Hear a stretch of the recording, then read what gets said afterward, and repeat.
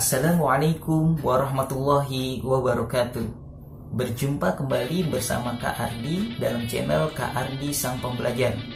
Pada video kali ini kakak akan menjelaskan tentang adaptasi. Hanya saja pada video kali ini yang kakak jelaskan hanya adaptasi pada tumbuh-tumbuhan. Apa itu adaptasi? Adaptasi ialah kemampuan makhluk hidup untuk menyesuaikan diri dengan lingkungannya. Nah, lingkungan dari makhluk hidup ini biasa disebut dengan habitat, tempat tinggalnya. Adaptasi dibagi menjadi 3 macam. Yang pertama ialah adaptasi morfologi. Yang kedua ialah adaptasi fisiologi. Dan yang ketiga ialah adaptasi tingkah laku. Kakak akan menjelaskan satu persatu agar lebih jelas. Yang pertama yaitu adaptasi morfologi. Apa itu adaptasi morfologi? Adaptasi morfologi ialah adaptasi yang bisa dilihat langsung dan bisa diamati, dan biasanya bisa dilihat pada daun, batang dan juga akarnya. Adaptasi morfologi dibagi menjadi ke dalam 5 macam, yaitu yang pertama adalah hidrofit. Apa itu hidrofit? Yaitu tumbuh-tumbuhan yang hidup di air, yaitu habitatnya habitat air. Nah, maka pada tumbuh-tumbuhan ini memiliki beberapa ciri-ciri. Di antaranya yang pertama, ciri-ciri pada tumbuhan hidrofit yang hidup di air, yang pertama biasanya dia memiliki daun yang lebar dan tipis. Nah, fungsi dari daun yang lebar dan tipis ini ialah untuk mempercepat penguapan. Jadi biar lebih cepat menguapnya, karena dia tinggalnya di perairan, banyak air, airnya dikurangi. Nah, itu fungsi dari daun yang lebar dan tipis, yaitu untuk mengurangi penguapan. Sama halnya seperti ketika kita menjemur sebuah pakaian, maka pakaian kita lebarkan agar lebih cepat keringnya. Kalau kita gulung-gulung lalu kita keringkan, maka itu akan lebih lama untuk keringnya. Nah, sama seperti tumbuhan juga seperti itu ya. Lalu yang kedua, ciri-cirinya yaitu pada tumbuhan hidrofit ini yang hidup di air, yaitu dia memiliki akar yang kecil, tidak terlalu panjang, dan biasanya pada batangnya ini memiliki rongga yang berisi udara. Fungsinya ialah untuk mengapung di air.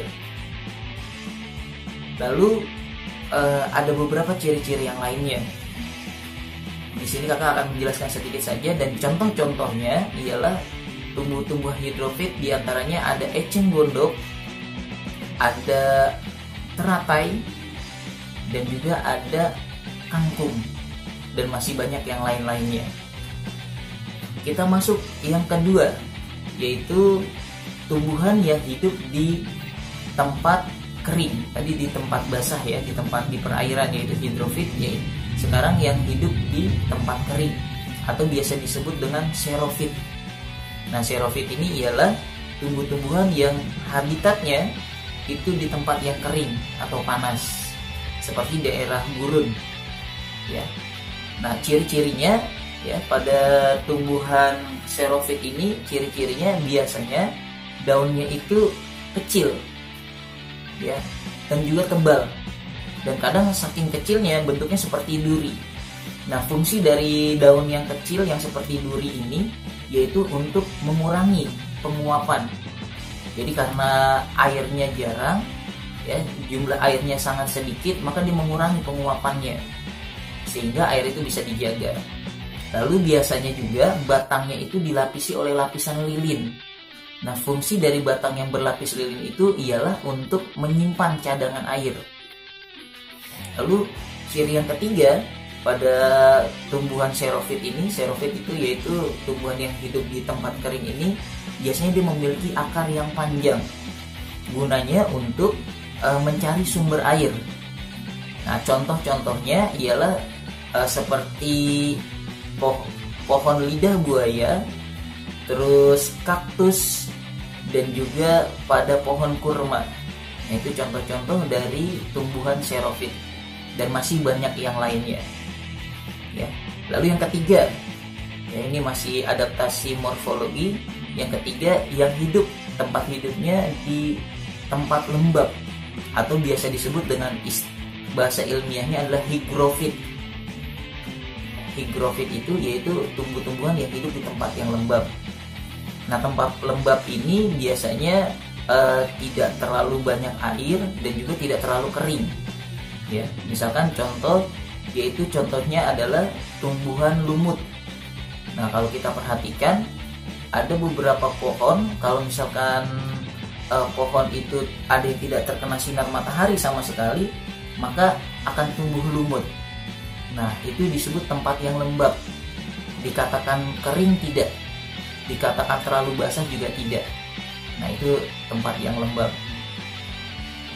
Lalu yang keempat, yaitu tumbuh-tumbuhan yang hidup, ya, yang dengan kadar garam yang tinggi. Nah, contohnya ialah pada tumbuhan bakau. Nah, pada tumbuhan bakau itu dia biasanya hidupnya di tempat yang kadar garamnya tinggi, yaitu di daerah pantai, ya, dan juga dekat permukaan laut, ya.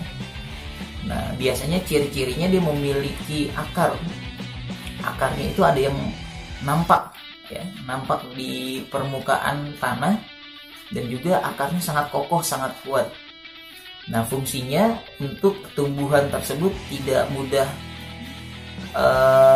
jatuh ataupun rubuh ketika terkena arus, ya, di pantai tersebut. Dan yang selanjutnya, yang terakhir, yaitu tumbuh-tumbuhan yang dia hidup di tempat yang tidak terlalu basah dan juga tidak terlalu kering. Ya, contohnya ialah pohon mangga, pohon pisang, dan lain-lainnya. Itu adalah adaptasi morfologi, yaitu adaptasi pada tumbuh-tumbuhan yang dapat dilihat oleh mata kita sebagai manusia, yang itu bisa dilihat dari bentuk batang, akar, dan juga daunnya. Untuk selanjutnya yaitu adaptasi fisiologi. Adaptasi fisiologi ini ialah adaptasi pada tumbuh-tumbuhan di mana tidak bisa diamati oleh manusia, karena itu terjadi pada proses organ tubuhnya. Nah, jadi fungsi organ tubuhnya itu, contoh, ya, pada adaptasi fisiologi ini ialah bunga bangkai. Nah, bunga bangkai itu menghasilkan bau. Ya, maksudnya bau itu tidak bisa kita lihat, ya, cuman bisa kita cium, ya, tapi tidak bisa kita lihat secara langsung. Dia menghasilkan bau, ya, berfungsi untuk menarik serangga. Ya, biasanya kalau bau itu serangga-serangga yang seperti lalat, ya, dia suka dengan bau-bau, maka menghampiri di sana, gunanya untuk membantu proses penyerbukannya. Ada lagi adaptasi fisiologi, ya, contohnya yaitu misalkan tumbuhan kantong semar. Nah, tumbuhan kantong semar ini biasa hidup di daerah rawa-rawa lah, yang dimana di sana kekurangan nitrogen. Jadi yang namanya tumbuhan itu butuh nitrogen, ya, agar bisa tumbuh dan juga berkembang. Nah, maka karena dia hidupnya di tempat yang kekurangan nitrogen, maka dia bisa menghasilkan, ya, kantong semar ini bisa menghasilkan nektar. Nektar itu seperti zat madu, ya, penghasil madu, dan sehingga tercium baunya, ya, sehingga serangga tertarik. Setelah dia masuk pada bagian kantong semar tersebut, maka dia akan diserap, ya. Tenggelam di nektar tersebut, dia akan diserap nitrogennya oleh kantong semar tersebut. Nah, jadi fungsinya itu untuk menyerap nitrogennya karena mereka kekurangan nitrogen. Nah, sekali lagi pada serangga itu ada nitrogennya, maka diambil oleh kantong semar. Selain kantong semar pun juga ada tumbuhan Venus. Yang tumbuhan Venus ini sama, ya, dengan kantong semar, yaitu suka memakan serangga. Nah, maka pemakan serangga ini biasa disebut dengan tumbuhan insectivora, yaitu tumbuhan pemakan serangga. Nah, berbeda dengan kantong semar, kalau pada Venus ini biasanya dia membuka, ya, membuka bagian daunnya, lalu ketika ada serangga yang mampir di bagian permukaannya, maka dia langsung menutupnya sehingga serangga tersebut mati, tidak bisa bertahan dan mati dan diserap nitrogennya oleh tumbuhan Venus tersebut. Nah, itu adalah adaptasi fisiologi yang tidak tampak. Lalu yang ketiga yaitu adaptasi tingkah laku. Nah, adaptasi tingkah laku ini ialah adaptasi yang dilakukan oleh tumbuh-tumbuhan sesuai dengan kondisi tertentu. Sebagai contoh, ada tumbuhan yang meranggas. Meranggas itu apa? Yaitu menggugurkan daunnya pada musim kemarau. Contohnya ialah pada pohon jati. Itu adalah adaptasi tingkah laku. Itu saja pada kali ini penjelasan dari kakak.